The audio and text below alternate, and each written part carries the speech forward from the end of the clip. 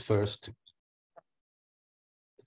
I first wanted to thank Rita for the idea, and I wanted to thank Helga for also being ready and to lead this Zoom meeting and to help us, because we are not as technical as she is.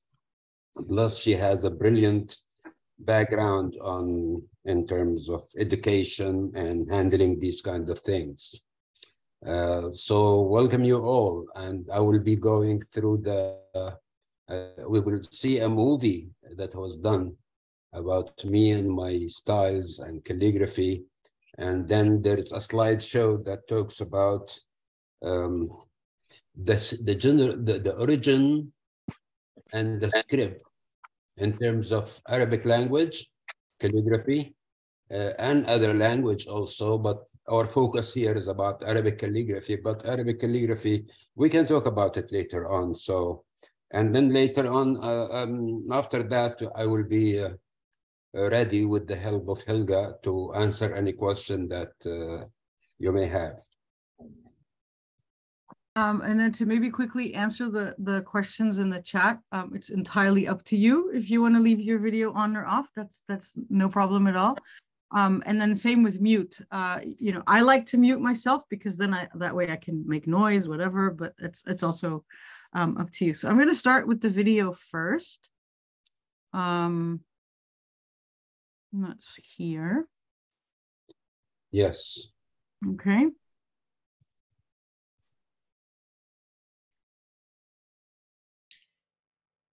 Reminder to see full screen video, move the bar to the right. The right bar on the right, to the right. Sorry, hold on a second. I'm working on two different screens.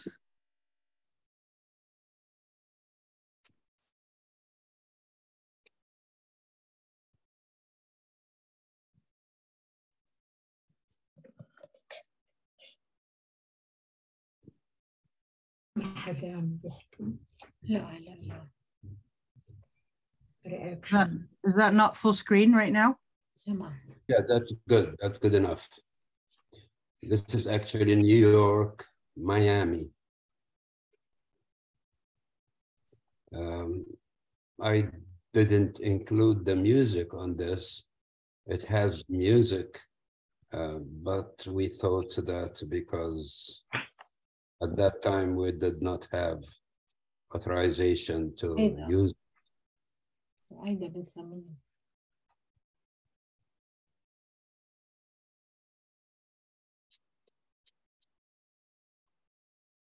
This says, peace is love. And the way it's animated, it's exactly the way it's written.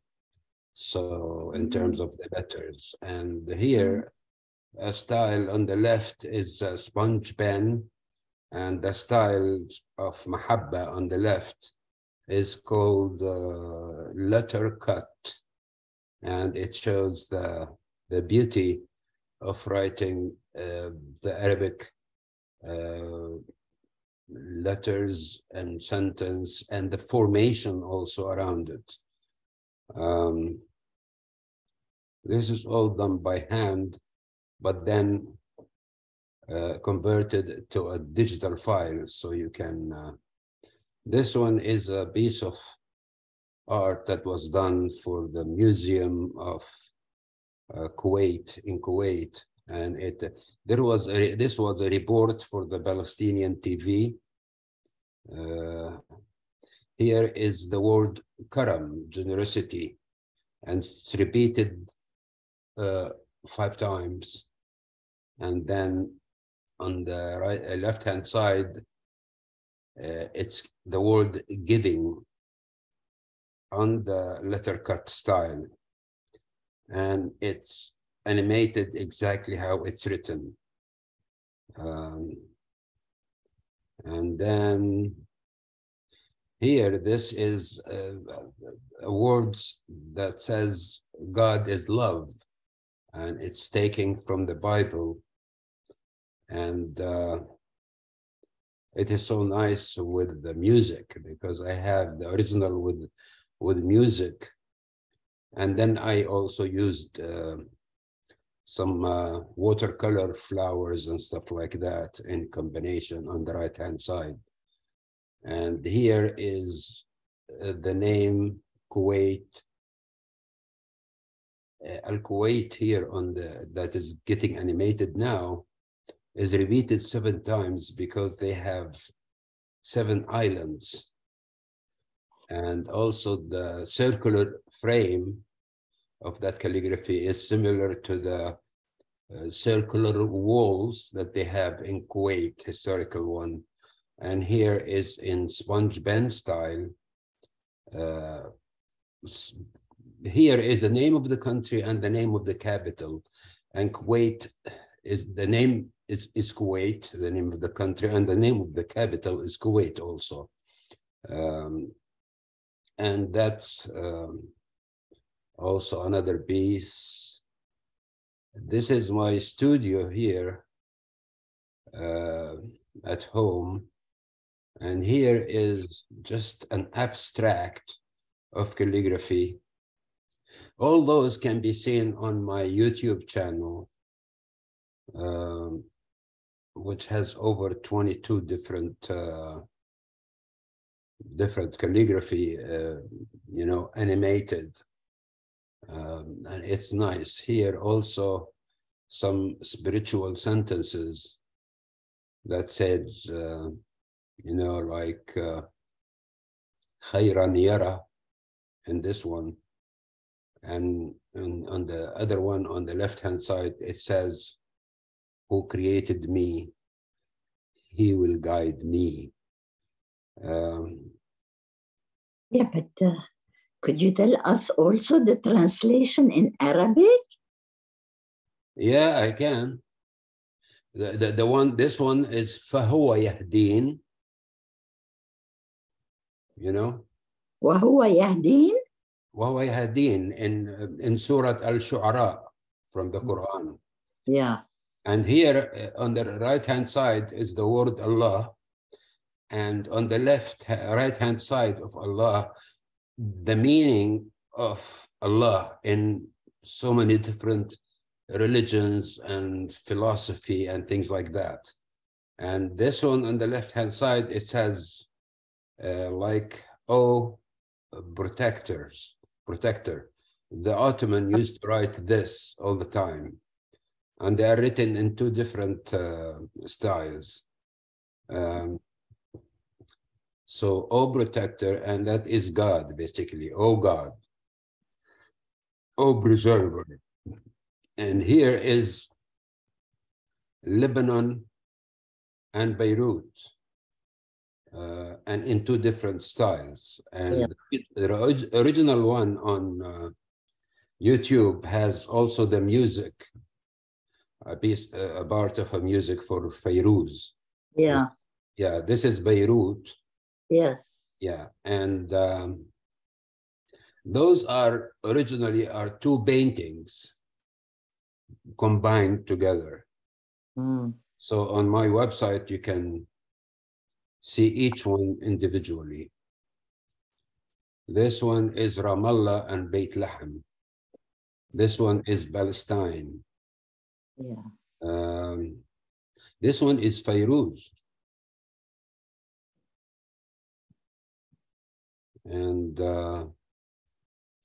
it's just an animated calligraphy. All those paintings are on my site, but this one also has, you know, a poem by Mahmoud Darwish about Fairuz. This one is, it's the word. This is a very nice one. Yeah, this is love and affection and affection, but it's done in 3 different ways on the same piece. Could you read it in Arabic, please? حب مودة محبة. Thank you. This is الأرض الوطن. Oh, So wow. this one is this one in black is al-ard, and the other one, this one in red is al-watan. And that means basically that this earth is our homeland, the planet, the homeland. Here is part of my crazy studio here. And I lost 2 years ago, I made this Mudun fil Qalb Asma wal Huruf. This was an exhibition for all the cities in Palestine. And it stayed there for about 3 months. And there was a lot of exposure. Many people purchased paintings, stuff like that. We donated many of them to different organizations in Ramallah and here also. Before that, I did another exhibition. You finished with that, Helga, right? Yeah. Sorry, No. yes. Yeah. I'm just gonna move to the slideshow in a second. This one first. Yeah. Yeah, that's good. Let me go to.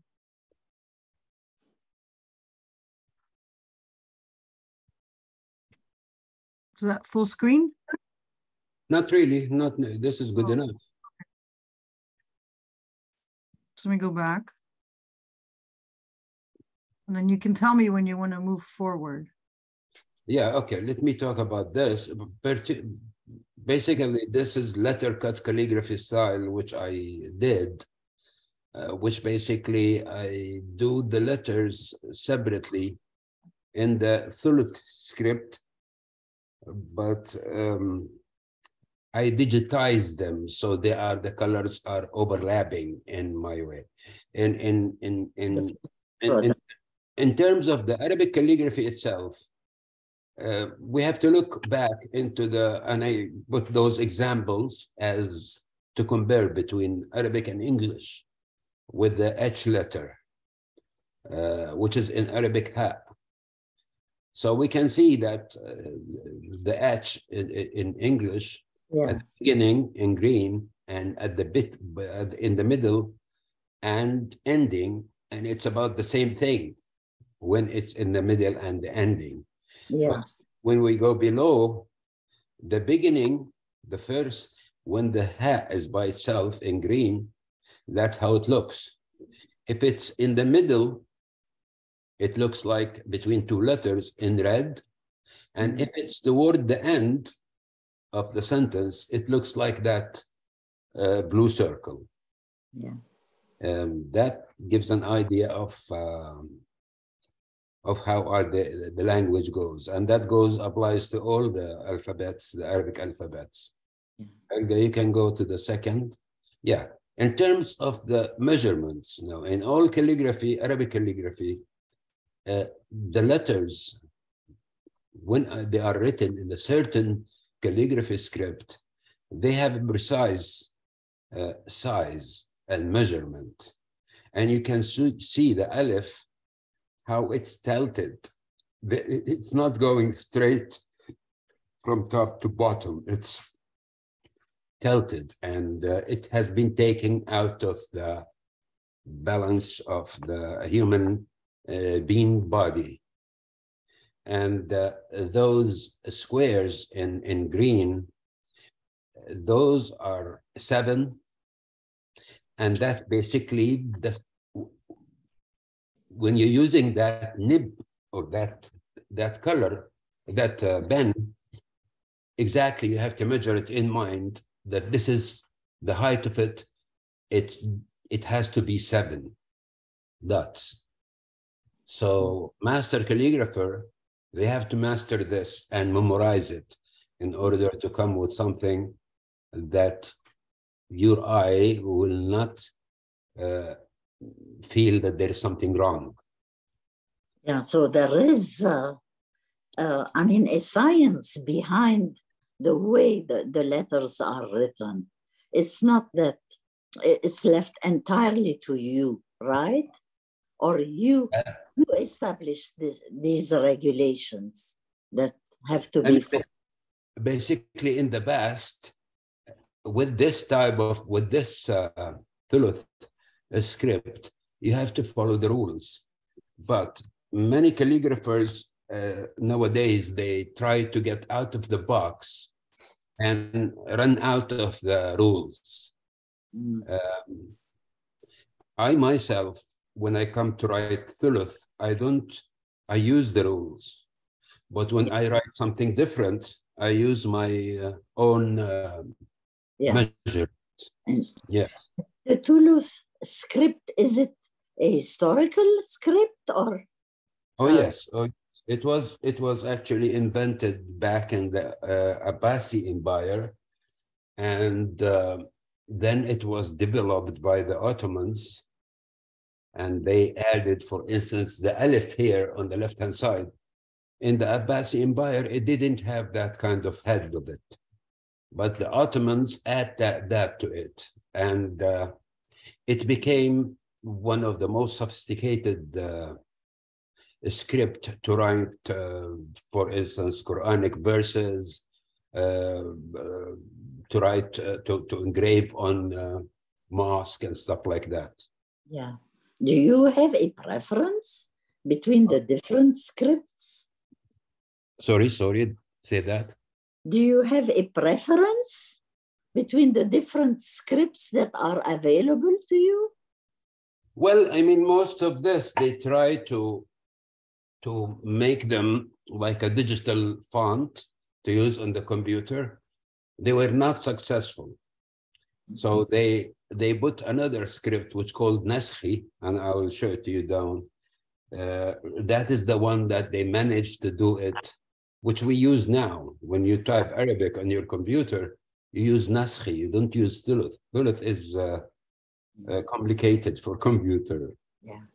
Yeah, for instance, in the Thuluth script here, this is individual letter, ha. Yeah.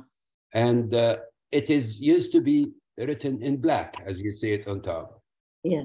I did the same thing, but I wrote it in that letter cut script where you can see the overlapping of the colors. Yeah.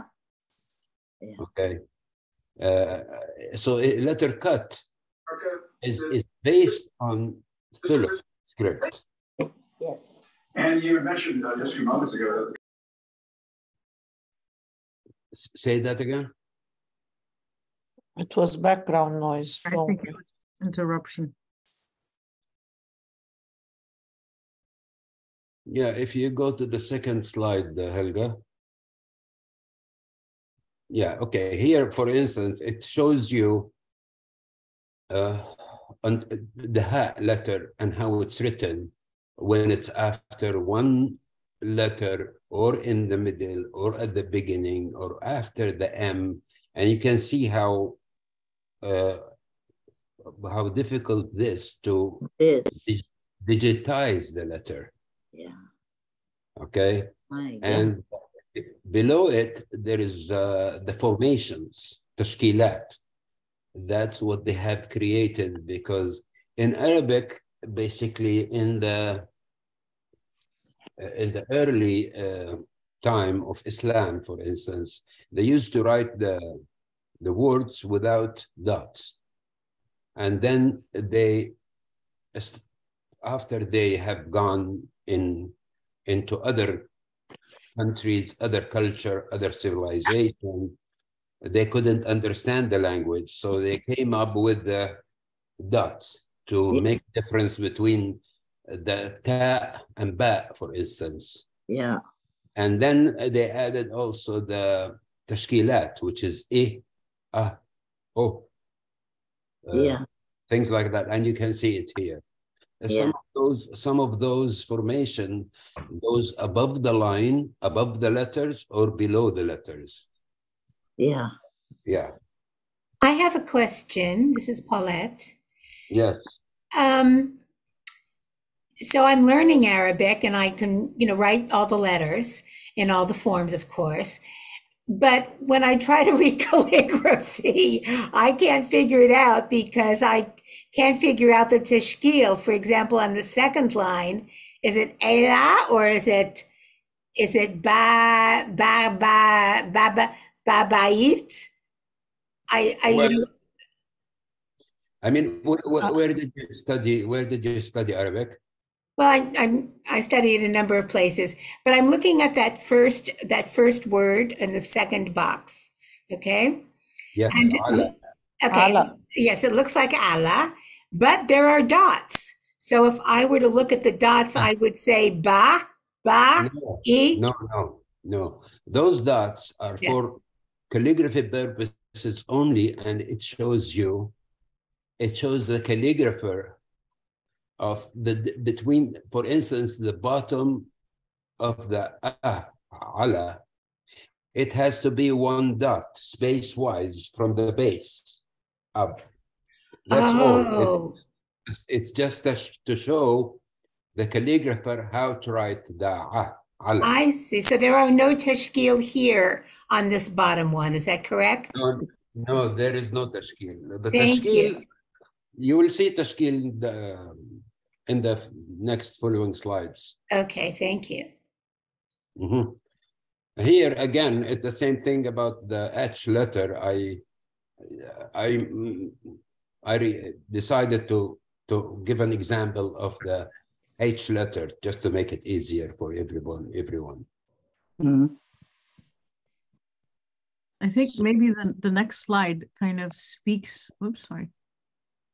This one, right? Here basically, here you have tashkil. Oh, yes, you do. Yes, and here also it has two things: tashkil, and it has also those square red, circular red dots. That's the measurement for me or for anybody who wants to write calligraphy. He has to memorize those dots as being how the letter, the base, it should be the base, just a straight line. Actually, in the Thuluth script, it's not a straight line. It's about 22 degrees from the bottom up on the right-hand side.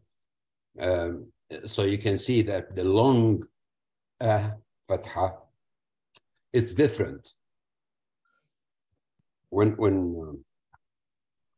And again, the same thing down below. And each letter, I mean, you have to practice those.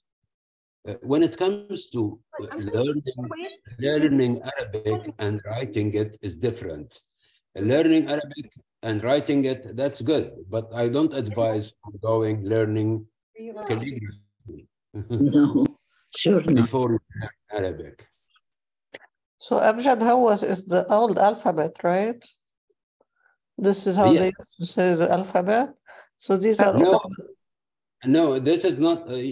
This is not all the alphabets, because the alphabets we have about 28 in Arabic, and we have, but each individual letter has 3 different positions, whether at the beginning or in the middle or at the end, and it's written differently. Right. No, most of us are Arabic here, so we know that. But Abjad Hawas is, how did we change from Abjad Hawas to Alif Bet Tha? Well, Abjad, it is Alif Ba Ta Tha, but the Abjad Hawaz, it's a sentence that was created to teach children about the alphabets back then, and that was back in the 40s in Egypt, because the Abjad Hawaz, the whole, I don't even recall the sentence, it gives you the entire single alphabet. Right, here it is Abjad Hawas حطي كلمة صعفة قرشت قرش تاخذ. Yes, you are absolutely right. Yes. فتبارك الله أحسن الخالقين. Yeah, here, for instance, in the middle here, there is a Naskhi script, and it talk about Yaqut al-Musta'simi. And this is the guy who actually invented the thuluth script. In the middle, in the Abbasi Empire, early Abbasi Empire, and he invented the rules for the Naskhi. And Naskhi now is the most famous script because it can be read by so many people, even if they don't speak Arabic. Really? Yeah, I mean, people in Iran and all those Islamic countries who read Quran, they can read it? They can read it. But they don't understand it. They can read in Naskhi, not in any other script. Yeah. Because of the fact that they, the copies of the Quran has been distributed heavily on those countries. But even if they don't understand, they can make the whole, every word separately, right? Yes, they can, but no, they do understand the basics of the certain verses, because there is tafsir. To in their language for all these verses. Yeah.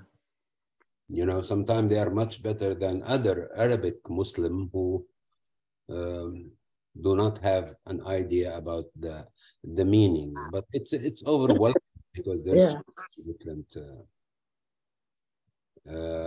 Okay, this one it actually shows you how to write the letter and where the calligrapher starts, and you can see that yellow line on top and showing you the arrows of how to write it and where to end it and where to make that oval shape.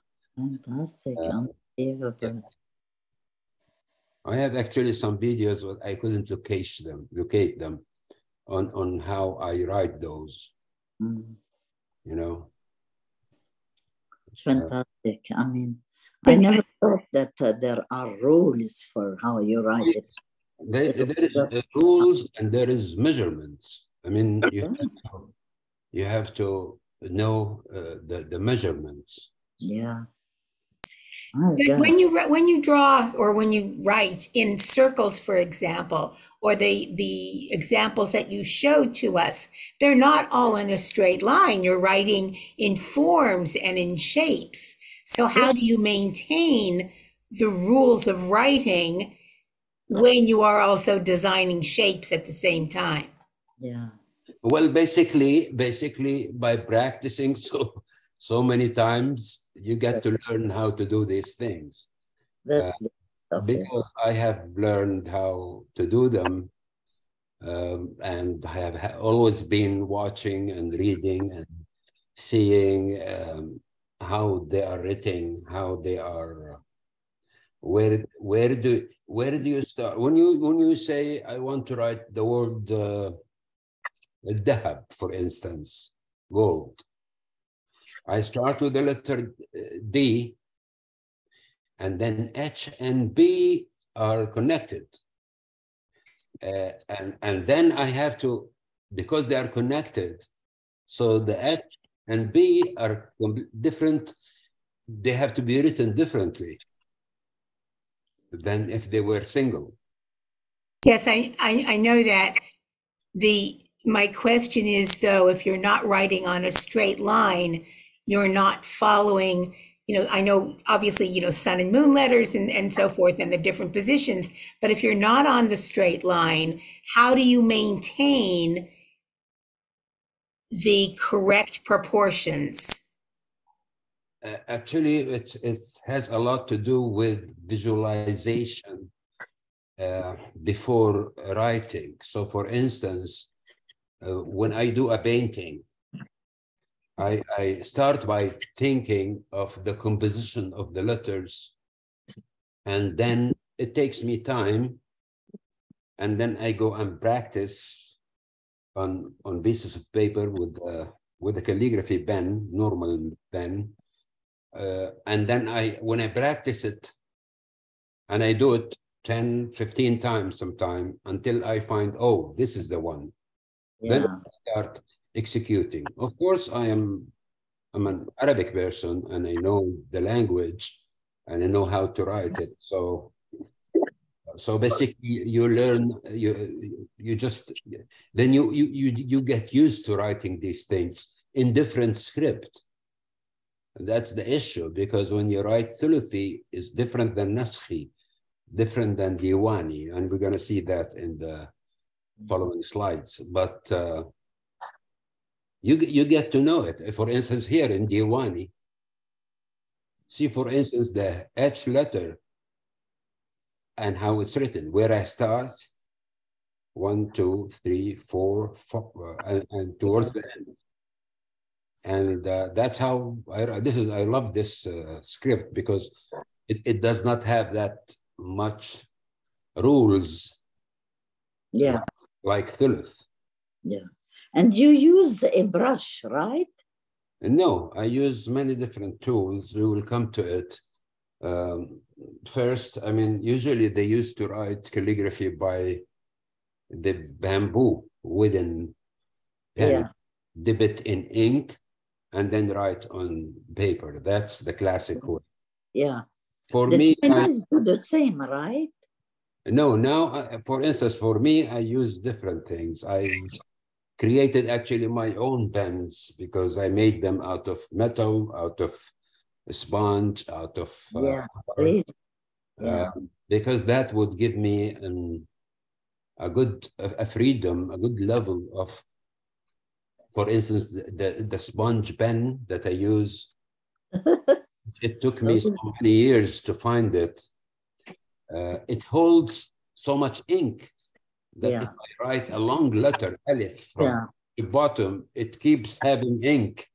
Without stopping, yeah. Yes, yes. You want me to move to those slides with the pens? Yeah, go ahead. So we can come back. So here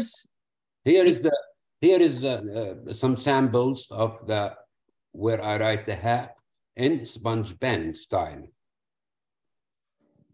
And you can see that these are the original one, the original way of bamboo and wood and stuff like that. And my gosh. this one is the metal pen. It's a fountain pen, but how I cut it is actually I go to sandpaper, very fine sandpaper. Yeah. And I keep writing on them using those nips until I get it, if you look towards the left, the last bend. Yeah. Yes, this one. But what about the right? Is it all metal? All metal here, yes. My gosh. It's basically, if you get a fountain pen and you keep writing on a very fine sandpaper, you will get it like this. And then if you go and fill it with ink, and you will go right on a very nice, bright white, a glossy paper, you will get a great result. I don't know if I will. I don't think so. Yeah. Oh gosh, yeah. And the parts, some of the letters have two colors, like they have, like let's say blue, and then part of that same letter is black. So you went over it with a different color? No, I learned actually by so many people that I've met how to cook my own letters, so my own pen, ink. So I do my own ink. Did you say cook? I cook it, yeah. On the on the stove. No, really. Oh yeah, I do that because it is very simple. Because, for instance, if you go, Helga, if you go to the previous slide, the previous one, yes, this one. Yeah, this for instance, here you have the turquoise and have the blue and the purple. The purple, basically, what I do is I put water, and I'm on the stove, and I let it boil. And then I will put some blackberry. Yeah. Blackberry. Yeah. Yeah, I put it on top of it, and I let it boil for an hour or two. And then there is a certain glue. It's called Arabic glue. You know, some Samagh Arabi. Yeah.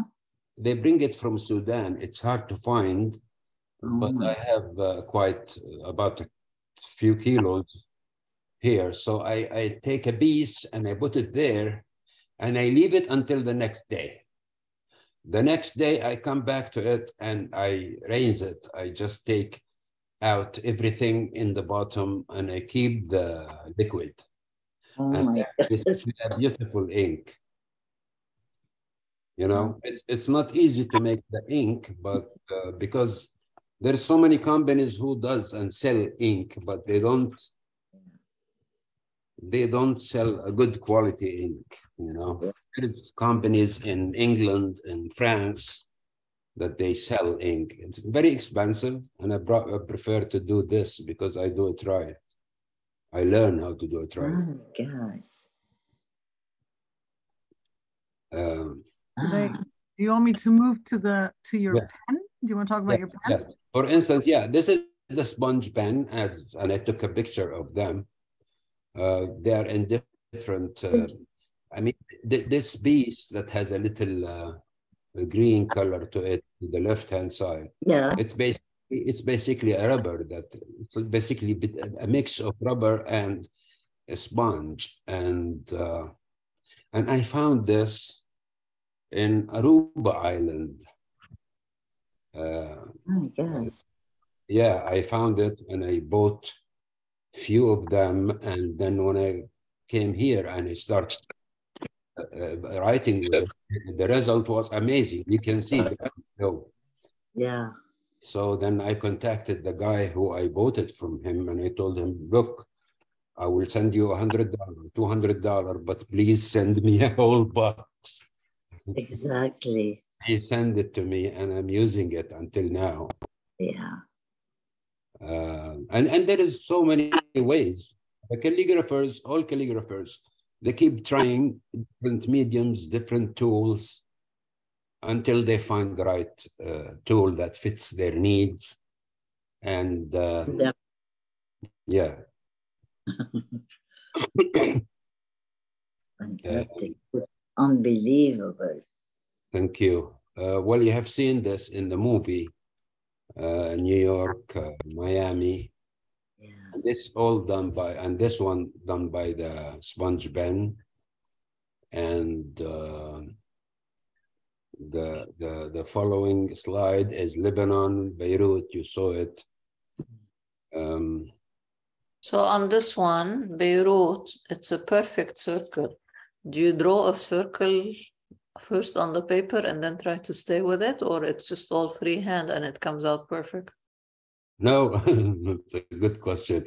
I here in those things, I do one, just one, and I color it, and then electronically I go and I repeat it in a circle.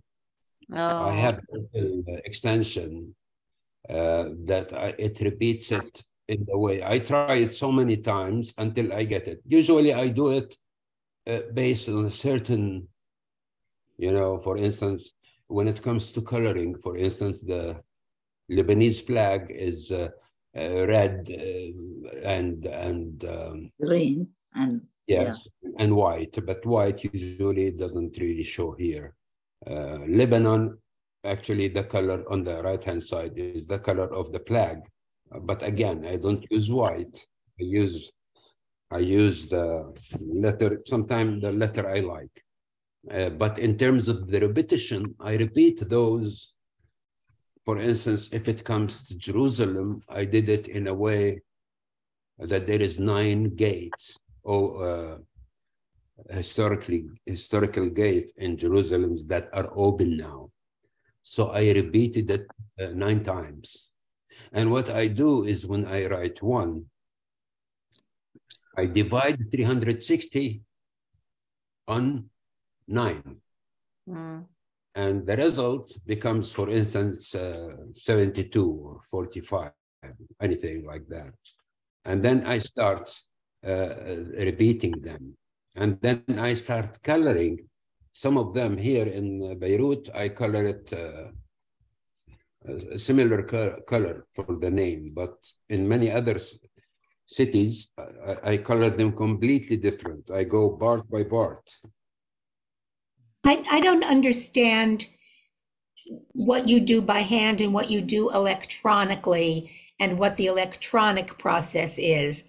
Are you scanning it and putting it into a program like Photoshop, or which is which and what is what? Yeah. For instance, look, for example, here, I mean, first of all, most of my work is about 70 to 80% is done by hand. Sure. And the rest is by computer. For instance, if you look here in the on the right-hand side, Asham, the Levant, you can see that everything here is done by hand. Absolutely. In order to come up with that composition, sometimes I write on transparent paper, and I write each letter by itself. Yeah. And once they dry, I put them together and I try to see how would it come. Then I would go and scan each letter by itself and put them in an electronic file. And usually this file comes to 1.5 gigabyte because it's so huge and great resolution. So I compose everything together in order to get this shape. Okay. Same thing here in the word mahabba on the left-hand side. It's basically each letter is written by itself. And when I scan them, I go ahead and trace them. I trace each particular part in order to be able to color it. And then I superimpose everything on top of each other in order to come up with this composition that you see. Amazing, amazing. It's just gorgeous. What program do you use when you work online, digitally? Well, I use Adobe Illustrator, and I use Adobe Photoshop, and I use, when it comes to movies, I use about 3-4 different software. One of them is Adobe Premiere, GarageBand to add music. And there are so many different little things here and there in order to, because when you do a movie file out of this, I use also After Effects in order to do the correct animation. Then the file becomes so huge, especially when I do them mostly 4K quality. Then I have to go back and reduce the file to MP4 in order to get it to be, displayed on YouTube or anything like that. So it's a process. Each painting takes a lot of time to get it to this level. Okay. Is there any special meaning when you put a word in a circle, you repeat it, as opposed to? Yes, basically it's, I do also, I do a lot of watercolor things. And I have so many watercolor pieces that I have done, and I scanned them and I use them in as a background to my paintings. Yeah. No, I thought, is there any special meaning beside the aesthetic when you put them in a circle? No, basically. Just the art itself. I mean, basically, I do it according to maybe my mood at that day. Yeah.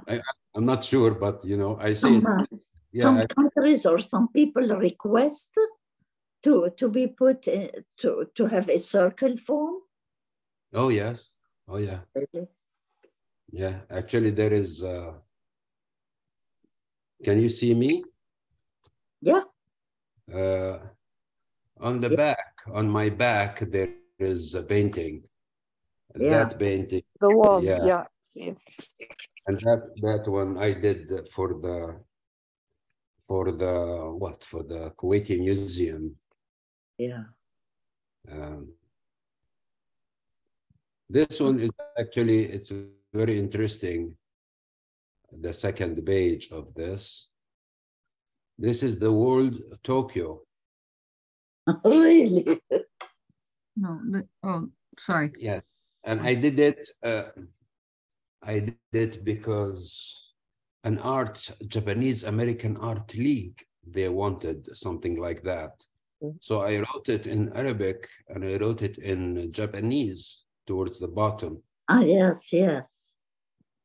And I put that flower, roses, and that is the sakura, the Japanese national flowers, which is called sakura. Yeah. And they loved it. Yeah. That was I was trying to show this one. Sorry, I was. Yes, this Yeah. one, for instance, it's Palestine.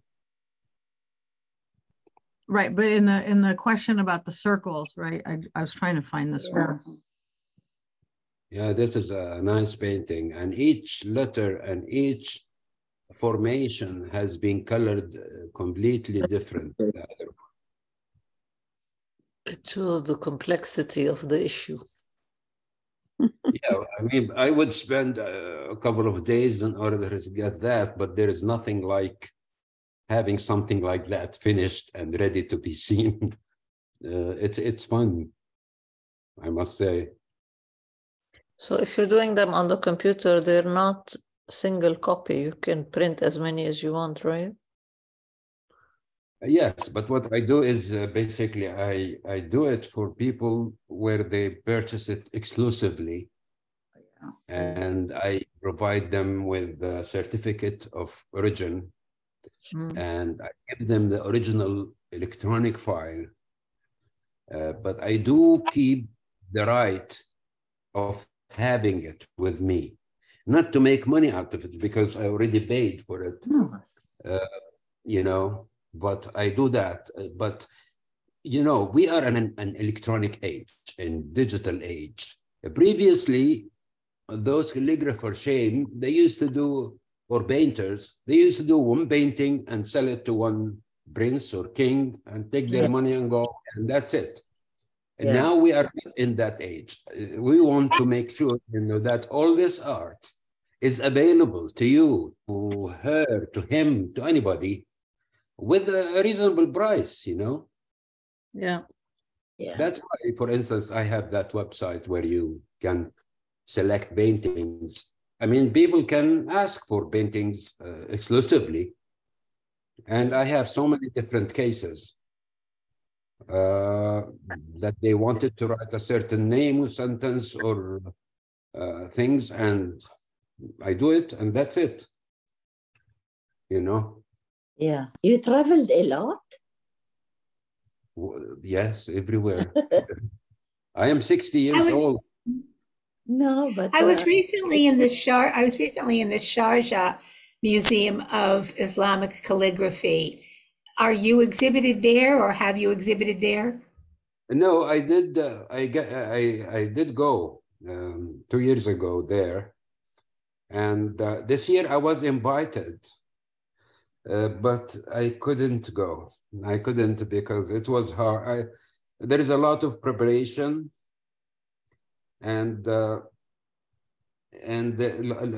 last time also, I know I have some couple of friends. They told me that they went and they spent money and they didn't really get them what they spent for. yeah. So, Where are you currently exhibiting? well, basically, I had 2 exhibitions made in the last 3 years. One in Jerusalem, in Washington, and the other one is in in Washington here in the Museum of the Palestinian People, MPP, dc.org. That was called City Names. Yeah. But and this summer I have actually during this year, I'm not sure when, I may have an exhibition in New York about international city names. Oh my gosh. No. Yeah. But I'm talking to a gallery there that they are going to, to sponsor it. And there is other, like for instance, with Georgetown, I'm trying to do a project. They wanted about alphabets. And Helga, you can show us that slide I sent you this morning about those projects. Yeah. My God. This one is actually, for instance, the alphabets in Arabic, but it's combined with the letters and a poem by Al-Mutanabbi, beginning with that specific letter. And you can see. منزلي منزل الملوك. What? مكان. He had a poem called منزلي منزل الملوك ونفسي نفس حرا. I don't remember the rest, right? Yes. Those are selected. So each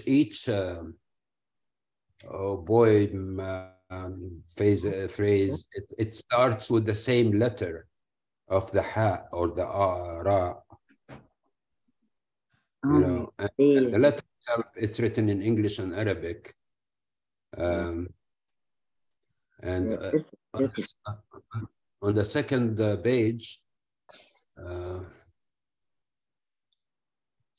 the second, this is a nice exhibition that in the process also, and it's called One, and it focuses on the world one homeland, one planet, one destiny, one human, one origin. And here is an example of that. Example of, for instance, the bigger one, it says one man and one woman. And it's written in a new style, ink pen. I recently started writing with that. This is beautiful. Thank you. So this says Wahid Rajul and Wahid Ibna, or what? There is a focus on the wow, because the wow is and in English. So these are not done yet, but the wow is going to be basically written in different color, because I want to focus on that. Because the concept behind it is that we are all, as a human, share one thing, and that's one thing, one homeland, one planet, one earth, one sky. Okay, but the left one reads Watan Wahid, and can you please read the one on the right? Watan Wahid, yes. La, on the right, the other one. Now this is interesting because I write also sometime from bottom up, so this is written from bottom up. Wahid wa wahida. Okay. واحدة. Yeah. And what does the one on the left say, Najla? Watan Wahid, one homeland. And how do you can read that? Oh my gosh. It's going right to left. This one is easier to read, yeah. I mean, usually I put a small little text about it in the bottom. So for instance, on the left hand, the smaller image says one homeland. Yeah. I have also, about 36 different painting because I made the homework on what is it? How many? One do we have? One soul, one sky, one star. We have the sun, right? One universe. There are so many things that we share. And this is the concept, is emphasize on that we are all human, have lots in common. Yeah. We don't have, we have more in common that we are maybe not emphasizing on it. It's an issue of myself trying to participate in a positive way in a crazy world that we are living now. Sure. You're doing a great job. It's a wonderful sentiment, and your work is beautiful. Thank you so much for sharing it with us. Yeah. I appreciate it, no problem. Thank you. And what else? Oh, this one is interesting because this is another exhibition. It's in the mind. Palestine, I'm not saying that because I am from a Palestinian heritage, but Palestine has an emotional dimension to many people, whether they are Arabs or anybody else, because of the cause itself. And so I wrote this for a couple that he is Palestinian and she's Lebanese. And then I did it, Palestine and Lebanon. And then Palestine and Lebanon? Yes. Palestine. Lebanon. Yeah. I saw Palestine, but I couldn't figure the rest of it. Lebanon is in the middle, the flag. The flag, yeah. Yeah, I mean, they really wanted the color of the flag, but I wasn't really keen on the colors of the flag because it could be any other colors. So I thought of this, and I have about 30 different notes on each country that I'm gonna do for this project. Yeah. But I started thinking about it a few weeks ago. That's all. Let me show the next one then. Yeah, and this one is another project which is names. For instance, we in the Arab world, we have so many different names. For instance, this is Kulthum. Who doesn't know Kulthum or Fairuz or Abdul Wahab? Yes, for instance. But so to write those in the sponge pen style, in this is an example, Kulthum. And you can see the composition and the tashkilat and the hamza and the stroke in the bottom and adding those watercolor roses towards the middle up. Those are projects that I have, that so many people told me, oh, we will be sponsoring them big time. And I think there's two more maybe? Italia. This one, yeah, this is Internet City Ward, Italy. This is Italy.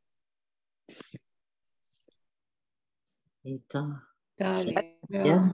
So for instance, if you notice in Italy, if I wanted to write 3 names, Venice, for instance, in Arabic, it's Al-Bunduqiyya. Yes, and Sicily is in Arabic is Sukulliya. Yeah. And I have so many people, when they see this, they say, oh, this is beautiful. What does it say? Yeah. Well, I mean, this is Arabic calligraphy, and basically people do not relate, they don't understand Arabic calligraphy that No. they always, when you talk to them about Arabic calligraphy, you know, the stereotype, they associate Arabic with Islam and all that and stuff. But if you present the idea in an artistic form, then it's They accept. Yeah. then appreciate, yes. Do they teach calligraphy in universities in the Arab world, or it's taught in special institutions? In the Arab world, yes, there is certain schools that they teach Arabic calligraphy, but unfortunately, the calligraphers themselves, when they want to learn calligraphy, they go to what they call the master of calligraphers, and they are usually in Turkey, in Istanbul, and they are always from those groups that's called Sufism. Yeah. And they go and they learn there. Yeah. And, believe me, they give them some kind of a certificate after 4 years of studying, because they have to master all the script. Absolutely. Oh yeah, and for instance, if I go there, they wouldn't accept me because they want someone that sticks to the original rules, the classic rules, and I don't want to. You know? It's really funny. Yeah, these are actually another project called just words. Words that we commonly use in our daily life. Like, for instance, in the right-hand side, Sabah al-Khair, good morning. Really? Yeah. There's somebody who's able to read all this. No, actually, it says Sabah al-Ward. Yes. The other one, it's Ahlan. Ahlan. Yeah. We always say Ahlan, you know. Then the middle one with the gray background, it says Kullu Wahad, right? Yeah. Kullu Wahad means everything is the same. And the other one, it says music. And yeah, and the bottom one, it's nice, and it's called Thank God. And you can see how the flow of those, this took a lot of time because I wanted to imitate some of the Latin script, especially the script of the that exists in the Bibles, the old Bibles, where you have some kind of an extension for the letter, especially towards the end of it. So, and here you can see, for instance, how writing the Aleph, the first Aleph, I really have to go from top to bottom so fast. Exactly. Yeah, and then how many times? And it takes me so many times to come up with that oval circle towards yeah, and it really. But this one is I basically write those words, but I just want to emphasize on the fact of how creative you can be with writing the Arabic letters. It's unbelievable. Thank you. Good evening, everybody. Can I ask a question? Yes. I'm curious. I mean, okay, Arabic calligraphy is great. Very old calligraphy. But do you compare with Chinese? We always talk about Chinese calligraphy. Yes, actually, I do. I did a few names of cities like, Jenin, for instance. I did a painting about the name of a city in Palestinian city, Jenin. Yes. But I started it from the bottom up. And this Japanese American Art League in California, they asked me to do Tokyo. Yani similar in style of the Japanese calligraphy. Yeah. But I couldn't do it from top to bottom or bottom up. You know. No, I'm not saying top to bottom or to respect the same thing, but I think it's another or Chinese or etc. have also lots of calligraphy. No, they have, but remember that different than ours. But no, actually, the Japanese, their language is not. They don't have alphabets. They have like the words are photos, are drawings. mm-hmm. So exactly like the Japanese, like actually the hieroglyphic language of the pharaohs in all of the old Egyptian civilization. Yeah. Okay. So the bird is not a bird; it's a picture of a bird. So basically, the Japanese writing in Japanese is different than the Cantonese, for instance. The Cantonese from bottom up, and the Chinese from the top down. But there is differences between different regions there. I know, because but who started calligraphy? Was it the Arabs or the Chinese or the Japanese, or where did it originate? Chinese. Really? Oh yes, they invented the ink and the paper. Yeah. Yeah, the Arabs took the But ink. calligraphy too? Yes. Yeah. I mean, calligraphy, the writing, calligraphy is basically. I was telling Rita about it. The first art for human was the language first. Yeah. And then followed the language is the art of writing the language. Yeah. And basically the Chinese, I mean, they are the one who started to write their language. But then later on, they discovered that the Sumerian in Iraq. Yeah, Sumerian. They started to write their thoughts using the mesmeric calligraphy من المسمار. ايوه الخط المسماري. المسماري. حمورابي كتب كل القوانين تبعه على الاسماء. Yeah, it wasn't Arabic. It wasn't Arabic. لا. And then it moved back to the Kildaniyin, الأشوريين, الأنباط. That's of course before the Arabs, before the Muslims, before anybody else. Now, each civilization came and they had to create their own alphabets. Yeah. And they did, and they wanted to find a way to write it. For instance, the Arabs used to write on the camel leather. Yeah. Okay.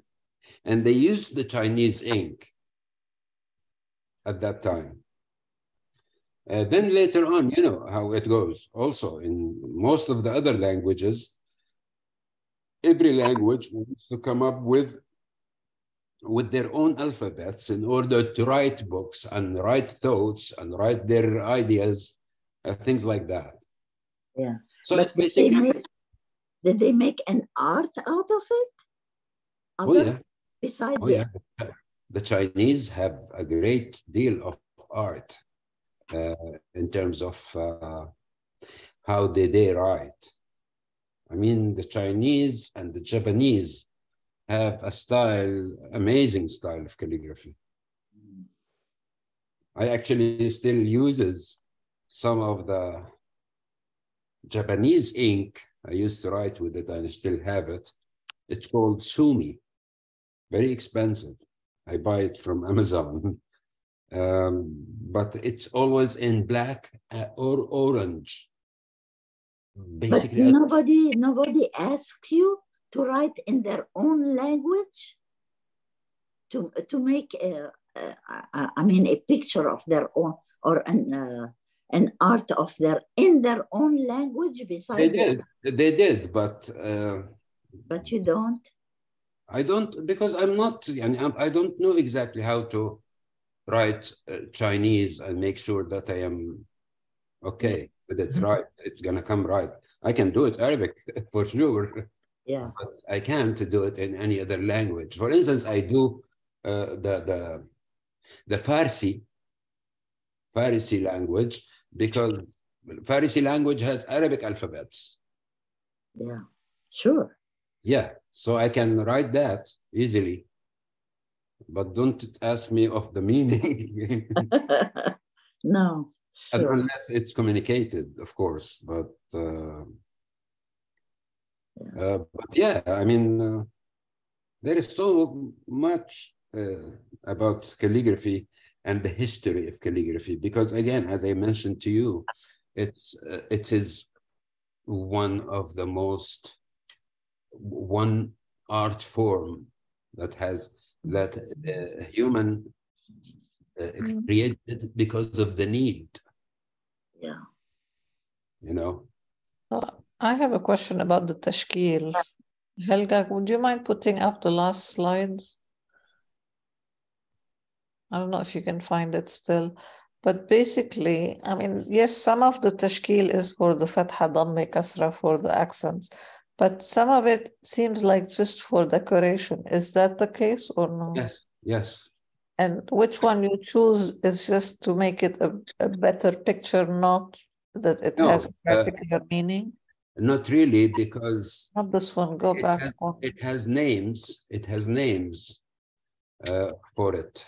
And I think it's a previous presentation, Helga. Or even the last one he had in ink. خلاص ممكن نمشي خلاص. Where he had وطن واحد and then the next page.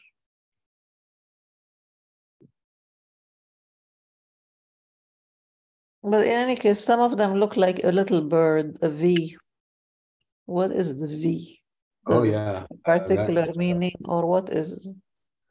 No, that's actually when you have two letters connected, but when the sound is different than other letters. When you say ba, that has a fatha, but long. But when, for instance, if you here, for instance, you can see, for instance. So like on watan واحد, you see, I see the wa fatha, ta fatha, noon, and then. No, over noon, there is something called tanween, because it's watanun. Oh, okay. واحد الحاء has a sukoon to it, towards it, the circle, and that's like a butterfly, you may say, on top of the tanween. That's tashkil for the ha and the sad and the sin. Tashkil that you could stop there when you pronounce the letter. If you want to say wah and stop there, and hid, you know. And for instance, towards the left hand of the ha, there is tashkil, which is ha, same. Right. But that is strictly for aesthetic. Sorry. So the ha to the left of the big ha is strictly for aesthetic. Yes, yes. And towards the D, the letter dal, towards the end, there is also a tashkil in the middle of it, that means sukoon. But the Sukoon, right. yeah, but the sukoon has two different ways. If it's at the end, you put it that way, open sukoon. If it's in the middle, you put it as a circle, as you can see. And then there is one called like a vertical madde, which is thick above the aleph. Right. That's when you say wa. So Yeah. wa, it's gonna go from top down. So you put it in the letter itself. You put the letter itself, and you put a tashkil that matches the letter.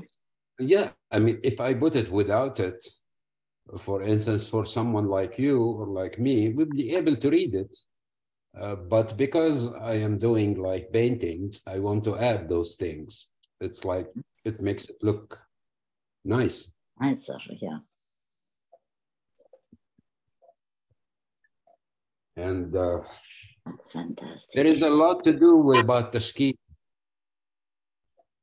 So tashkil has rules just like the letters have rules. Oh yeah, oh yeah. Okay.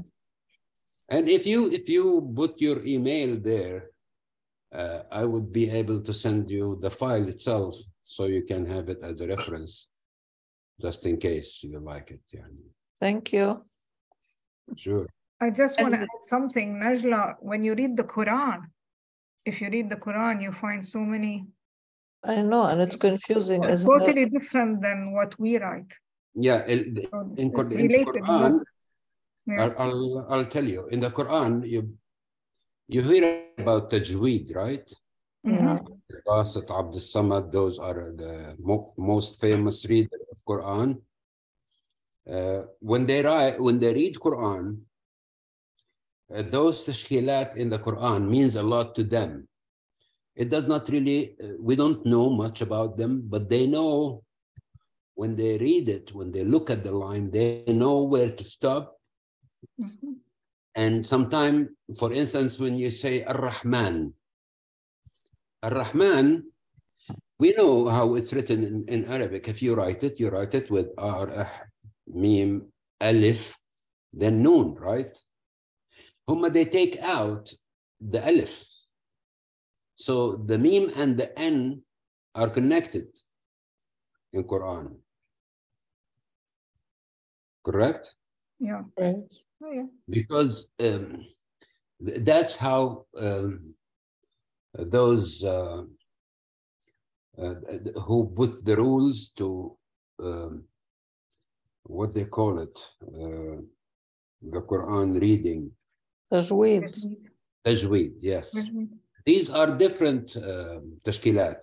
It's not really for us, it's for those who reads it. But it's amazing because if you hear the Quran, then you start looking, oh, I mean, he goes into the meme noon for so long, for 5-8 seconds. And if you look into the script in the Quran, you will find, oh, there is a mark here, a long one. That's for him, not for us.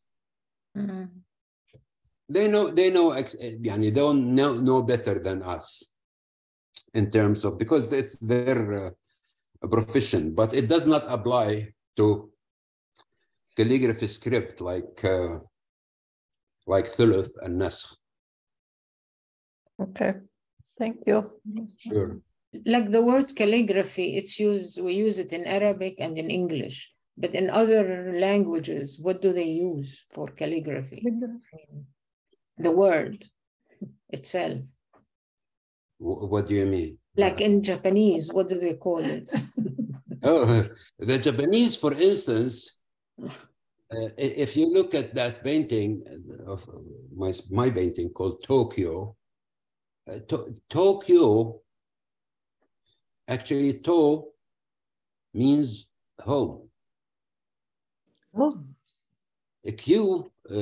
Ko means land. So if you look at the painting, below it, I wrote it in Japanese, but of course I got some help, you know. And when I asked about it, They told me that this letter is not a letter, it's a picture of a home. Oh. And this one is the other one, the other letter is a picture of a land in their language. Oh. So basically, that's how it goes, and similar applies to the Chinese. And the word, I think the word calligraphy, it comes from beauty, from the Greek. Yes, Cali actually, means beautiful. And, yeah, and the calligraphy actually, it's the word itself. I think it's English. No, yes. Or Latin. Latin. It's that when they start writing the Bible, there was people who, I forgot their name in English, who was sitting. There was no, before the printing, before Heidelberg and all that, they used to sit and write books, because you have to make copies. It's like in Arabic, they used to call them al-warraqin. Al-warraqin, they used to, their job was sit down and keep copying, writing those books and make copies of it, because they were not able to print it. Yeah. And yeah, I mean, basically, if you go to when Martin Luther made an issue, big issue with the Catholic, with the Roman Church, and the Roman Church, the Bible wasn't available to everyone. It was a sin to even to have it among the public. And when the German invented the printing press, then he wrote a letter, Martin Luther, and someone took it and printed it, and he distributed thousands of it. Okay, and then the guys says, the people, the public says, "Oh my God, this wasn't written in the Bible." And after printing the Bible, they said, we don't see anything about, for instance, Rita, what is the name of those Sukuk al-Ghufran in English? I forgot it. Anyway, because of writing the language, printing it, all this, it created a big problem in Europe. That wasn't far away. It was 300, 400 years ago. So imagine that when you write something, how much effect it can make, whether it's right or wrong, that's not our issue, but this has happened before, and the Latin script, when they used to write it, especially those, like Bible's copy and stuff, they used to color certain words in green and gold and red. And it's so beautiful. And they used to write it all by hand. And then at that time, they used to call them calligraphers. What is the word for calligraphy in Arabic? The word calligraphy in Arabic? Yeah. There is no word in Arabic called calligraphy. In Arabic, unfortunately, they used to have a common word, which is خطاط. سوري مش بسموه الخط الكوفي؟ الخط. No, هلا الخط الكوفي is one script في الخط العربي. مش هو يعني calligraphy؟ الخط لا، بس هو هلا it has a different meaning, because later on it becomes like الفن التشكيلي.